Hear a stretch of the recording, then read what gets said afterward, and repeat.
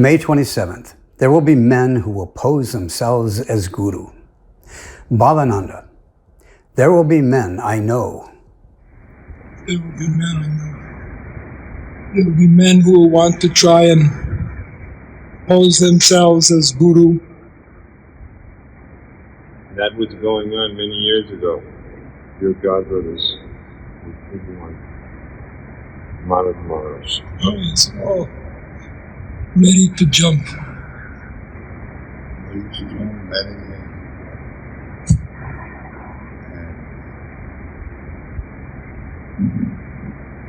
Beginning of the This is Srila Prabhupada Vigil, May 27th, 1977 in Vrindavan.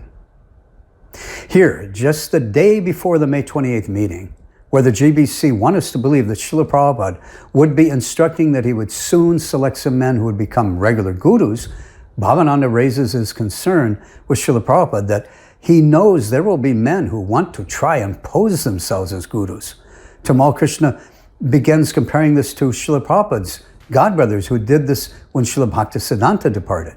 If Srila Prabhupada had actually been planning on selecting some of his men who will become regular gurus after he departs, then he would have told them that he will soon select some men who he will authorize to become guru after he departs, and anyone else who would dare pose themselves as guru must be rejected as rascals.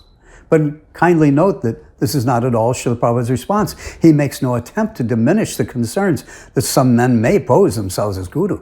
He argues that this may be the case. Therefore, he interrupts Tamal and instructs what is needed to counter this. He says what is needed is very strong management and vigilant observation. We must note that these GBC men are not at all expecting Srila Prabhupada to be selecting successor gurus at this time. Bhavananda expresses his concern that there are men, devotees, who will be ready to pose themselves as guru after Prabhupada departs. What was needed is strong management and being vigilant to prevent devotees from claiming they are gurus. This was Prabhupada's response.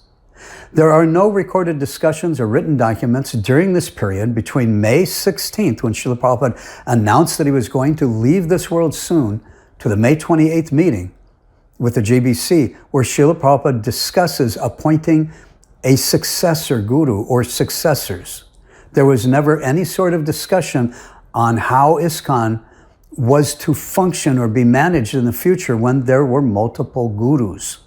And note also that there are neither had any GBC or other ISKCON devotee even have ever come forward and given an account stating that Srila Prabhupada even discussed in any conversation any such thing as this, nor was anything recorded where Srila Prabhupada had said that he would soon select actual successors and how they were to be managing it, and how ISKCON was to function with multiple gurus.